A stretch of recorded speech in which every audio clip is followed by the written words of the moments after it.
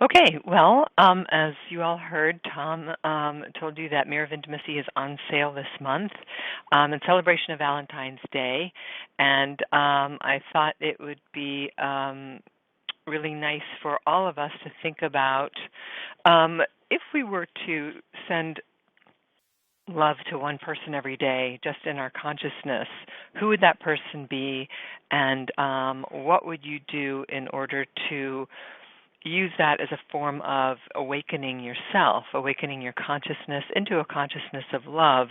So often Valentine's Day is fraught with expectations, and people have sort of ironically a love-hate relationship with Valentine's Day because of the pressure that's put on us to perform in a certain way, um, to have a lover or a loved one, and we may have a lover or a loved one, and we might not be so loving on that day. We might be angry at them on that day.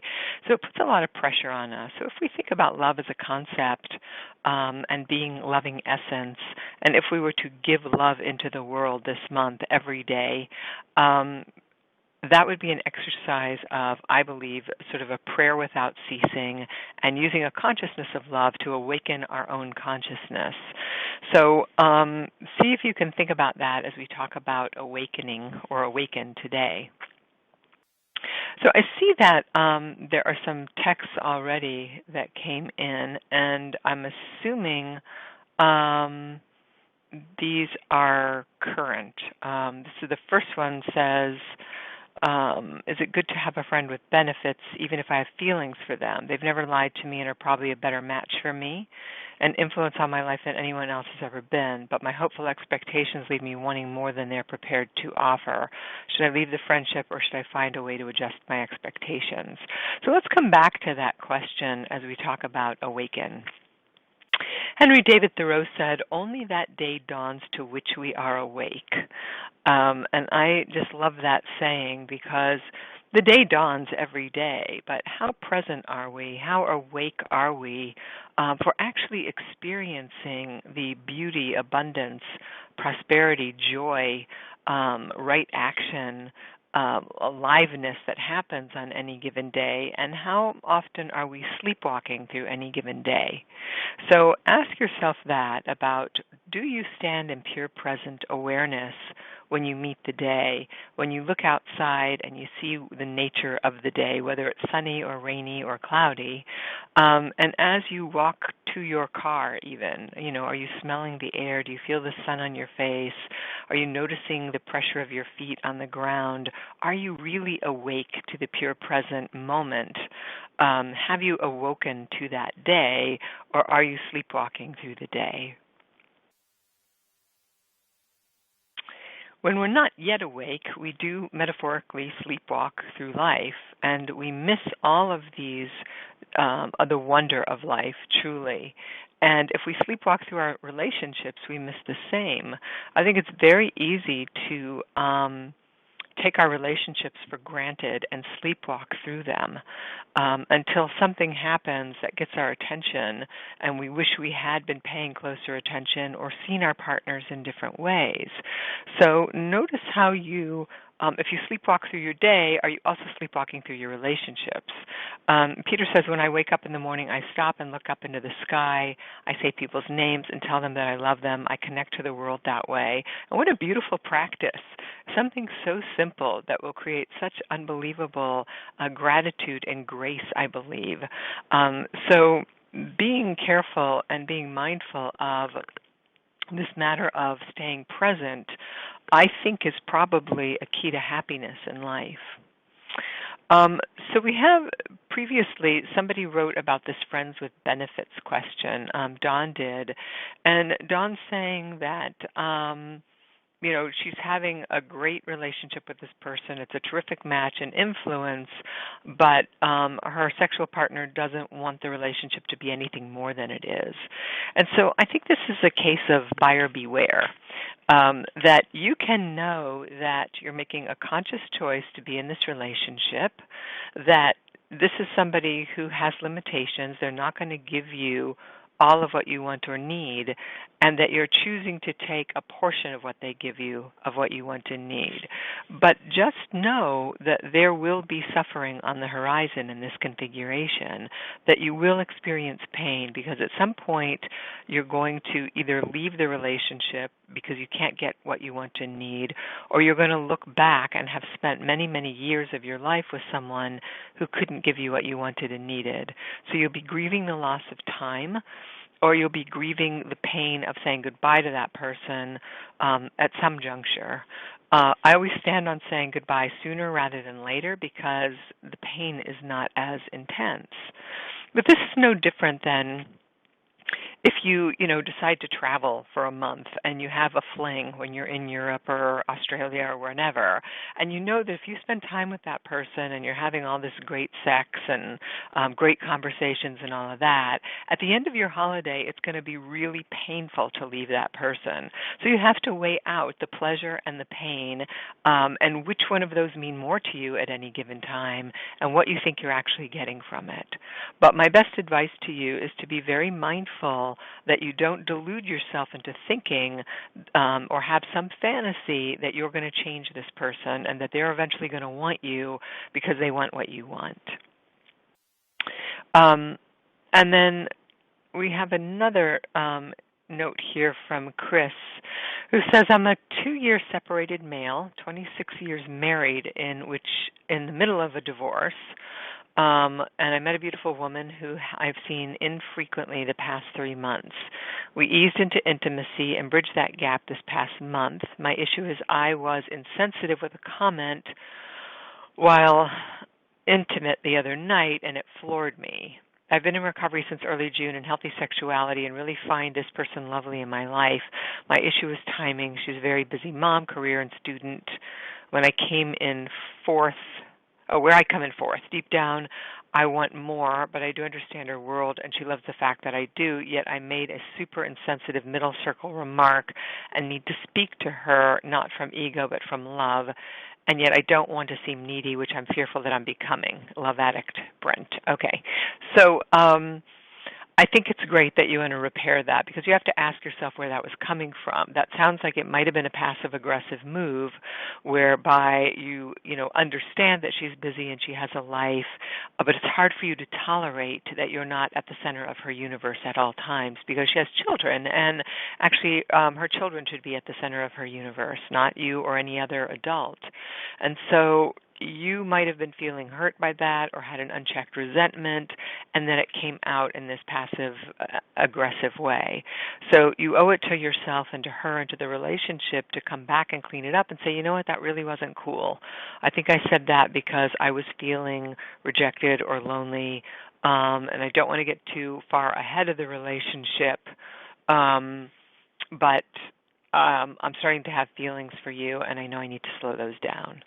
And so that doesn't sound needy, but if you do have a tendency towards love addiction, then you know what happens is that your fantasy and your need for attention, attachment, connection will outpace and race ahead of the relationship, and then you will look and feel needy. So it's enough to say, I'm sorry, that was not coming from the best in me, that was coming from a scared place in me, and I want to be mindful of not putting my issues off on you. And that's enough. You don't have to make a big story about it. So awakening in relationship means what? Your partner has unique and intricate qualities to show you if you're awake enough to notice them. And I think, like with this last situation, that I'm sure this woman is strong and bright and sensitive, and that she can take you going back and repairing this bad remark with her. And if she can't, that then tells you something about the relationship.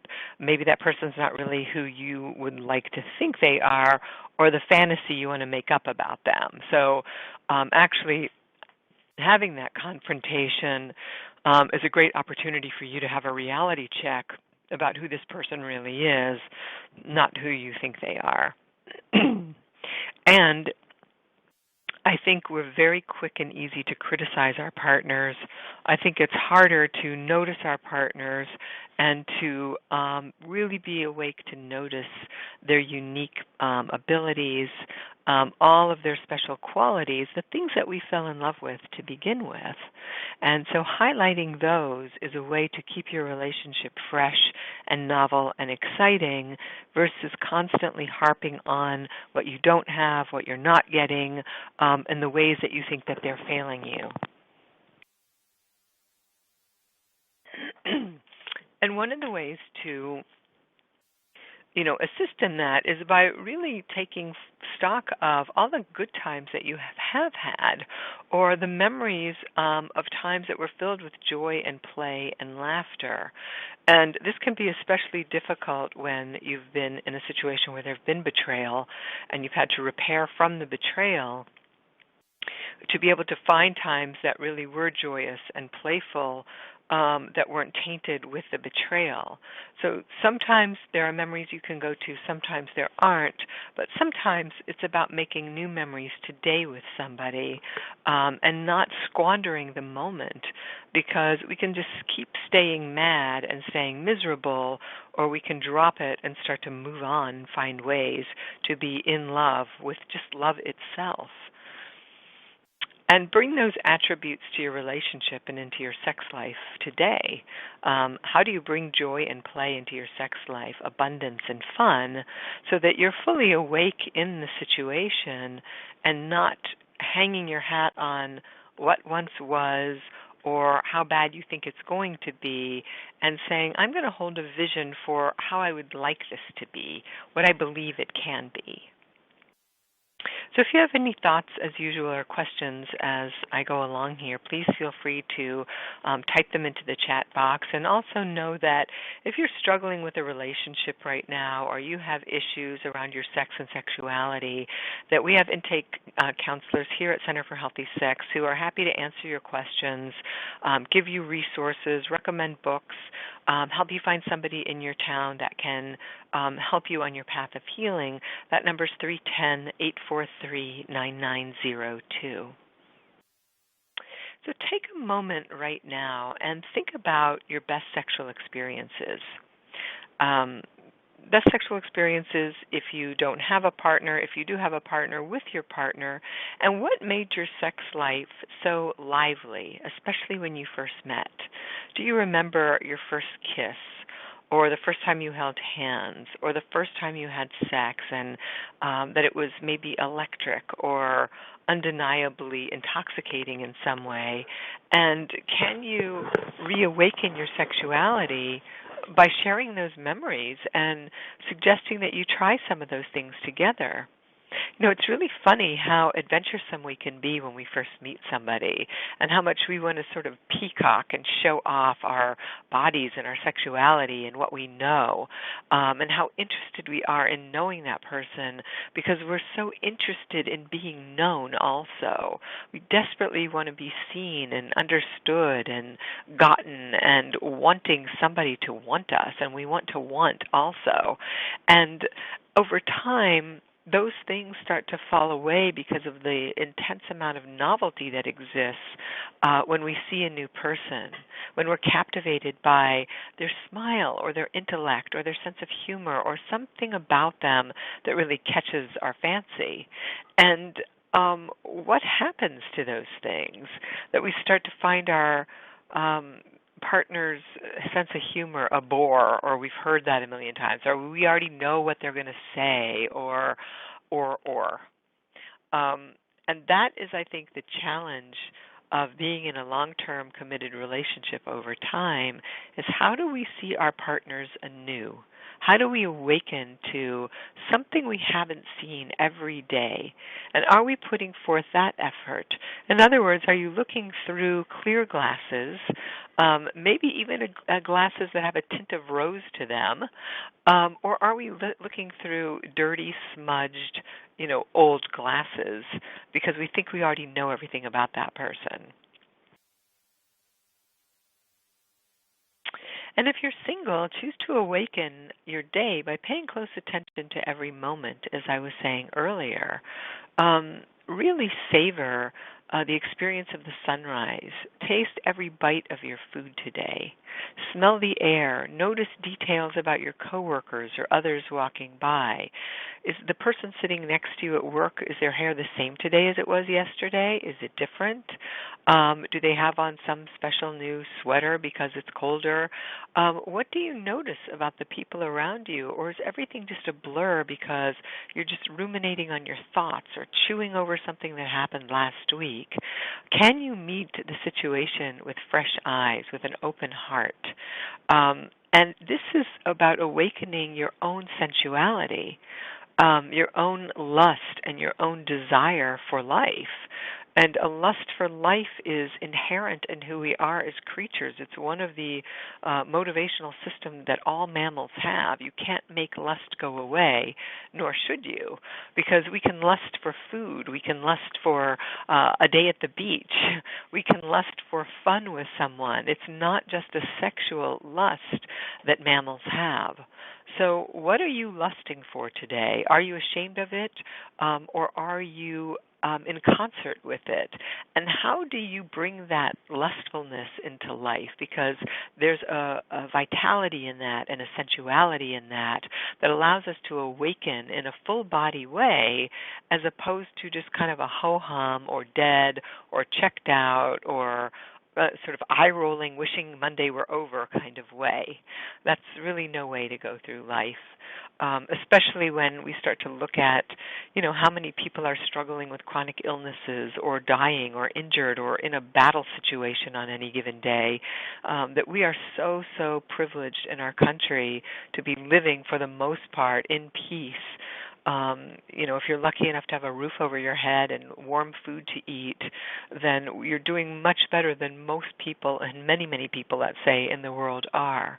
So being in gratitude is required in order to be awake, fully awake to what you have. And when you're awake to seeing everything that you have, you can only be in gratitude for that. And that includes your partner, that your partner is able-bodied, that your partner is okay. My sister fell over the weekend and hurt herself really badly. She fell down a flight of stairs. And that kind of thing can happen in a moment to anybody. And there's a taken for grantedness that, she's always going to be there and she's going to be fine. And, luckily that wasn't a fatal accident. But we never know when we say hello and goodbye to somebody when we'll next see them again. And so are we really observant and listening when we're talking to somebody, or are we busy formulating our response to them and not really hearing them or seeing them, and then something happens and boom, we feel awful because we weren't really present, we weren't really awake to the beauty of that individual when we last saw them. So does anybody have any thoughts or concerns or questions as I'm talking about this matter of being awake?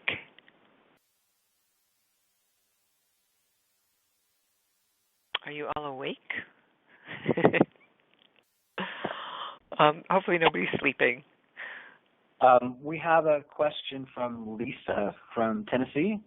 Okay. Hi, Lisa. And she asks, she says, I'm having issues with my partner of 34 years. I don't feel he is completely awake at times because he says things that are inappropriate and at wrong times. He has said things that are very cutting and mean, and it is getting harder to forgive and move forward with him. Okay, so he may not be awake. And if he's saying things that are cunning and mean, then you have to wonder what's really going on with him and why he is emotionally abusing you, and why are you putting up with that? Because we all, and especially women, have a tendency to make excuses and give people the benefit of the doubt, even though we're being hurt and cut as this is going on. So you have the right to set some boundaries and say, you can't talk to me like that anymore, and if you do, I need you to leave the house or move out, or I'm moving out, or something along those lines. And while that might be really terrifying after 34 years, my guess is it's essential in order for you to find out what's really going on with him.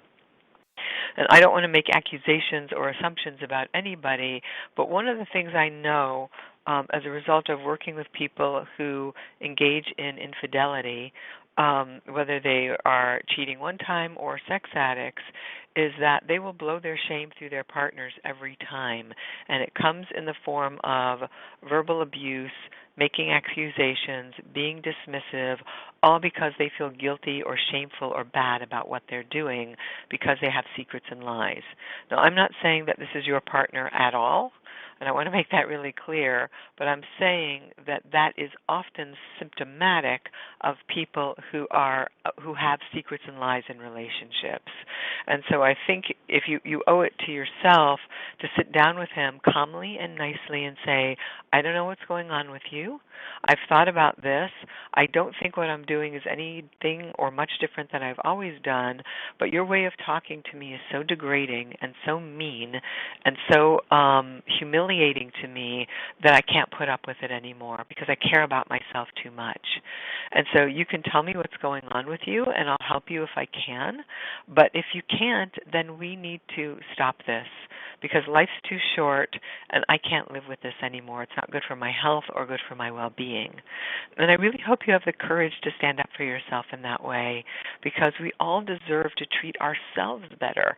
If we're not treating ourselves well, then nobody is going to treat us well. And if we give ourselves messages internally where we denigrate ourselves, then it's going to be easy for somebody else to talk to us poorly. So I suggest you take a look at how you treat yourself in terms of your own self-care, your diet, your exercise, just how you tend to your sleeping. And if you're not tending to yourself, then your partner may feel like he has license to treat you in the way that you treat you. Peter also says, I find the time to walk and connect with nature. I look at life around me. I even hug trees to feel that life on my skin, which is great. I love that. I look at people, I pay attention to them, and I listen. I can be engaged that way, and that's lovely. That kind of presence is intoxicating when you meet somebody, or when I meet someone who's that present. I can tell because they make eye contact with me. There's a sense of meeting one another in a deep level, an intimate way that has nothing to do with me knowing what you do for a living or you knowing about me, but there's just an implicit knowing there that we're communing with one another in a place of kindness and respect as human beings. And those kind of people are very attractive to be around. So it's nice to hear that you're engaging in that way with your environment and your surroundings. Then Paulette says, how can you tell when you are overreacting to your partner's quirks or if they really are things that they do that are turnoffs? I struggle with the question of, do I let things bother me too much or do I need to overlook certain things? And that's a really good question. And my only answer to that is to talk to your partner about it. Because I think when we speak about the unspeakable, we talk about things that we think, oh, God, I could never talk about that, or I don't want to talk about that. You may find out that there's a lot of data in the things that you find are quirky. So I have a sort of silly example of this. When I was first married, I watched my husband, cut a cantaloupe with a serrated knife. And I'm a cook. I wouldn't say like I'm the best cook in the world, but I know my way around a kitchen. I appreciate cutlery, and I was just appalled by that. You don't cut a cantaloupe. You cut a cantaloupe with a very thin, straight, razor-sharp knife, so it makes a clean cut. A serrated knife is for bread, so you can saw through something, and it really butchers a cantaloupe. And I was so, annoyed by that. And then I stopped myself in that moment, and I thought, you know what? Is that really going to make a difference in the way the cantaloupe tastes? Is it going to make any kind of difference in enhancing our relationship, or is it going to be me picking on him or judging him? And so I dropped it and I didn't say anything about it. And I realized that if I'm having people over and I want my cantaloupe to look beautiful, I'll use a sharp knife. I won't ask him to cut the cantaloupe. But on a day-to-day basis, it really makes no difference in our connection with each other and how we feel about each other. So that is not that offensive of an act, but it's kind of a benign example that I can give you. So I think, and I asked him, what how did you come to use that knife? I don't know how I asked it. I probably asked it in a not so therapeutic way with him. And for him, it doesn't make a difference because he's not somebody who's really inclined towards culinary whatever etiquette or the right way of cutting things. He just wanted to eat the thing. So I think if you are curious, though, about why your partner wears his shirt that way or why he thinks it's funny to wake up every morning singing songs when you thought that was so cute when you were dating him and now you can't stand it, to find out like where that came from, why he does it. Does he wonder about the effect it has on you? Can you tell him the effect it has on you? Is he willing to kind of dial it down or not sing the songs when you're sleeping? Those are conversations that we have to have with each other because it's how we get to know each other over time. So I recommend that you muster some courage and just ask your questions about quirkiness. Peter says, I had a profound awakening at CHS. It has continued because I keep pushing the boundaries of relationships and recovery and my place in the world. And that's really, of course, for me, lovely to hear. And I love that you had that awakening here. Because I believe that recovery is a process of waking up. It's sort of like Rip Van Winkle waking up from a long sleep. When people live in any kind of addiction, they start to realize that when they stop those behaviors or substances, whatever they are, that all of a sudden the day seems brighter, food tastes sweeter, relationships with people have more meaning. It is kind of like waking up from a deep sleep. Chris says, Alex, you brought up sleeping. My issue is when I'm upset or have some small anxiety, I don't sleep well. I arise after 3 to 5 hours of sleep, and I'm awake, not really racing, just not in need of more sleep, but I think it's unhealthy. Yet, I'm in very good physical shape and wonder why I'm not needing 6 to 8 hours per day. Any thought or ideas about sleep, healthy, better? Well, this is complicated. I don't know how old you are because some people need more sleep, some people less sleep. What we know is sleep deprivation is the fast track to depression. And so you write that you're a little bit older. So as we age, we tend to need a little bit less sleep, mostly because our melatonin, we stop producing the hormone melatonin, I think when we start to hit our 30s. It's, teenagers sleep so long you can drive a train past them and they don't wake up. But as we age, we start to lose the capacity to sleep deeply. So I would say that if you're not needing more sleep and you're not tired and you're not feeling depressed, then you might be okay. It's probably not likely. But you could always go for a sleep study. And also, the other thing that we know in the field of psychotherapy is that children's sleep is essential for how their brains and bodies and minds get encoded. And if an infant has trouble sleeping or a toddler or there's disruption in the house, those sleep patterns can get set and become problematic all the way, throughout our lives. So there's a problem there in the autonomic nervous system and with the cortisol system perhaps also where the system is under stress and there's difficulty with resting and sleeping deeply. So I would recommend that you have a physical, talk to your doctor about it, and see if it's problematic, if it's taking a toll on your physical body.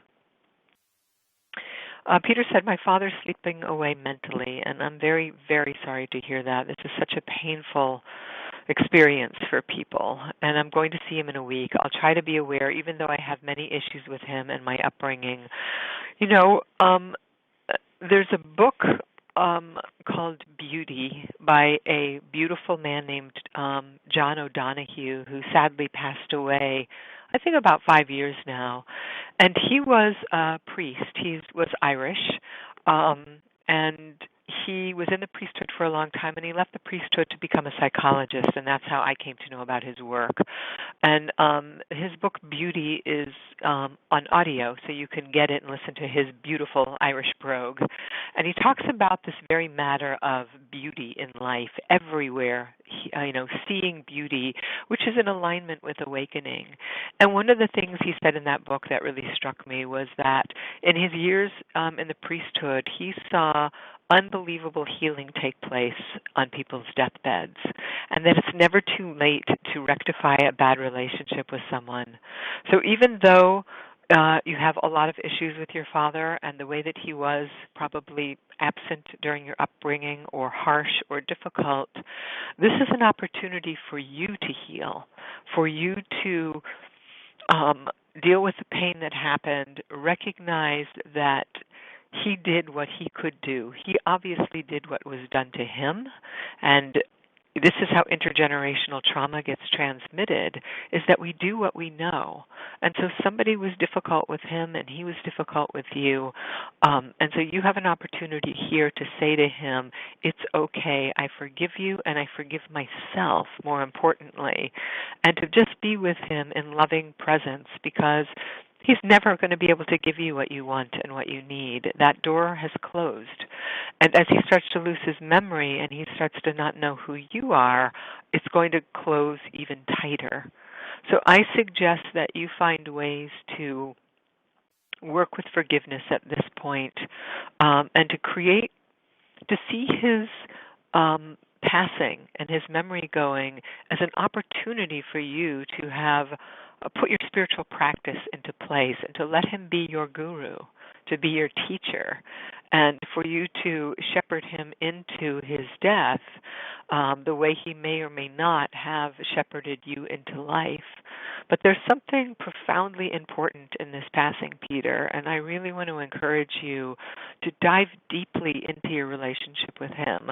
The tendency might be to stay away or avoid, but I think if you dive deeply into it, there will be a rapid healing for you in that, and one that will surprise you. And in the audio book of Beauty, he talks about this matter of death and dying. Okay, so it doesn't look like there are any other messages from people. So on this slide here, it says, when you choose to stir that which has been asleep, you may at first feel groggy, like an early morning riser. And I know for myself, when I first started to learn to meditate many, many years ago, I couldn't sit up straight. I would fall asleep. My nervous system was so exhausted, and there was so much unstressing that had to be done. And just, trying to stay present was an unbelievable task, because my system, like many people's system, was geared towards avoidance.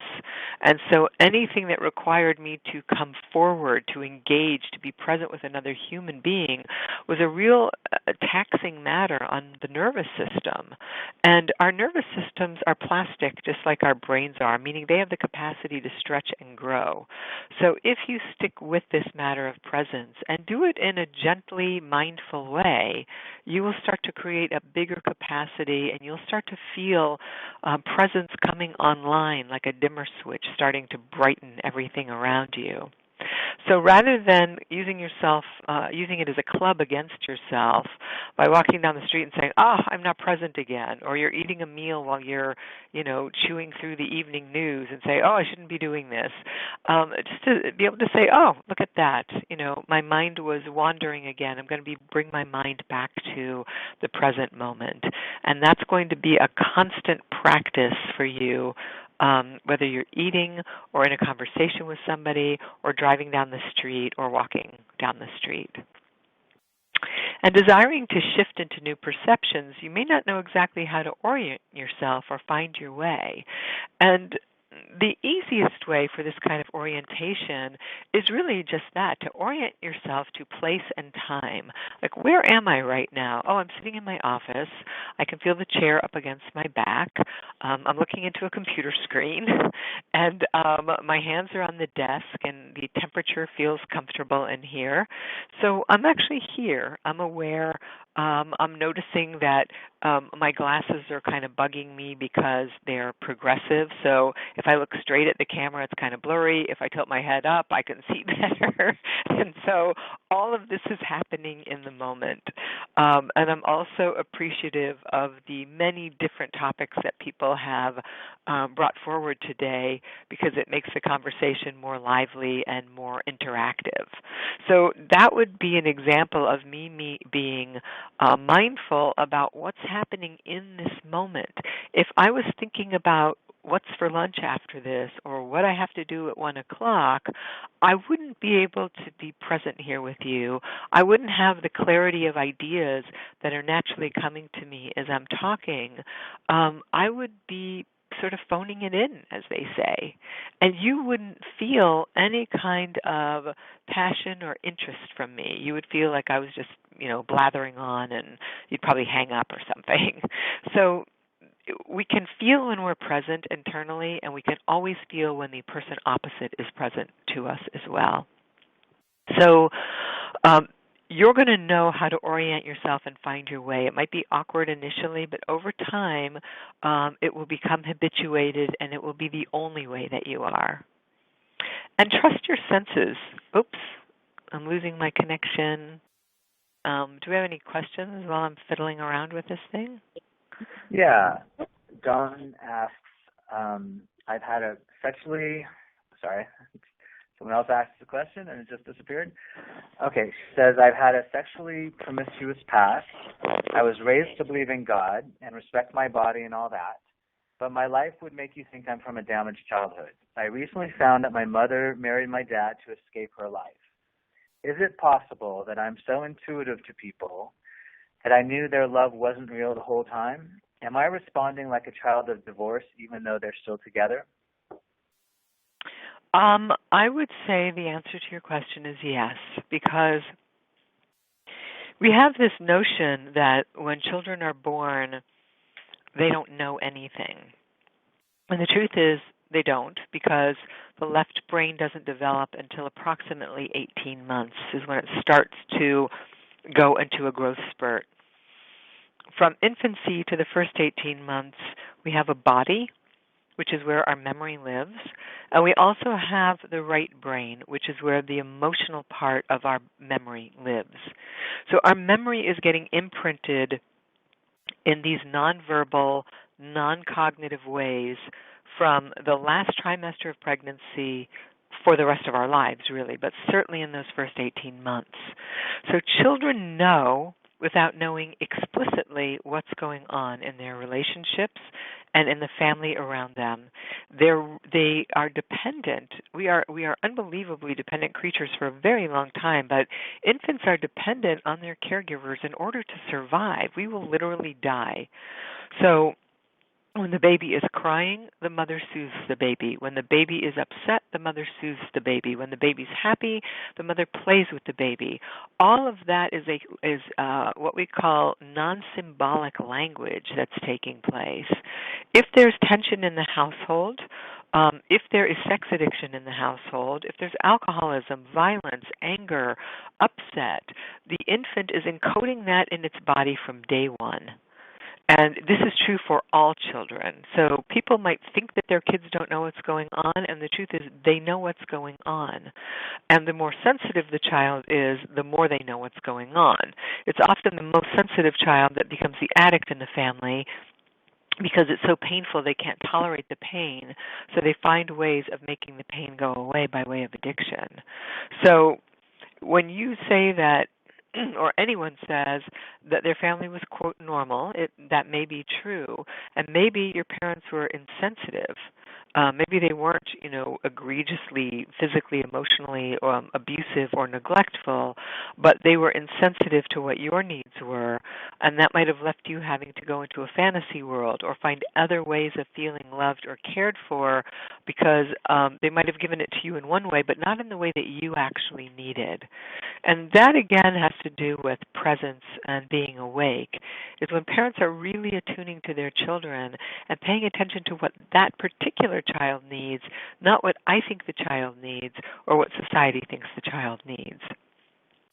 And I hope that answers your question because I don't have the text in front of me, so I can't review what you said exactly because Tom read it. Um, okay, so trusting your senses is crucial, obviously, to all of this. So what do you see? What do you smell? What do you taste? All of these things may become more acute as you become more present because you've chosen to intend to your intention and to activate your relationship and activate your sex life. And think of this process of awakening as a slow dawning, not like a light switch that just gets flipped on, but something that will slowly dawn if you make it a practice because you're using a particular part of your brain and forcing it to come online. Um, our brains are extremely automatic. We're nothing but, or we're nothing if not, I'll say that, a series of habits and patterns that we learn from, as soon as we're old enough to walk and start moving, we become very, very habituated to what we like and what we don't like. You can drive home after work today and not know how you got there, and that's not that horrible because we all do it. That's a mild form of dissociation. Our brains are so automatic. We know how to drive our cars, stop at red lights, move at green lights, turn left, turn right, and get ourselves into our driveway while listening to music and thinking about our day. And we don't even really know how we got there. That's how profoundly, quote, spaced out we can be because that is a mildly dissociative state. But when you start to bring yourself into the presence and out of that automaticity, it doesn't mean that you're going to drive and say, I now have my hands on the wheel and I'm putting my foot on the gas and now the brake. You're not going to narrate everything you do, but you are going to be aware that you are only sitting in a car driving right now. You're not in a conversation from earlier today. You're not thinking about, getting into bed tonight. You are just driving your car and looking at all the automated bobbles in your car, or, that your tank is low on gas, or that your favorite radio station is on, and you're just noticing what's going on around you and marveling at this thing called an automobile that we take for granted, that we're aggravated about when it doesn't start, that we don't think twice about, but is such a privilege and such a luxury. No matter whether you have a 20-year-old car or a 2-year-old car, it doesn't matter. The fact that you have one and it gets you around is a luxury item. So to take stock of that and say, wow, this is my car. I love this car. I'm grateful I have one. It gets me around. That one moment, that little practice is a mindfulness practice. And if you can take that into your world of work and relationships, you will be able to bring it into your sex life, and you will start to notice that you become more awake, less dissociated, and more grateful every day. So we have a few more minutes here if anybody has a question. If not, Alex? yeah? Yeah, we have a question, Okay. private question from an attendee in relation to the question about the father slipping away. Mm-hmm. So she writes, I believe I will enter into unsafe territory because of my relationship to my favored siblings, so I am choosing to stay away from my dad. I have always been the open one in my family, and after too many years of covert abuse by my family members, I am choosing to stay away from most of my family most of the time. This feels healthier for me. Any comment?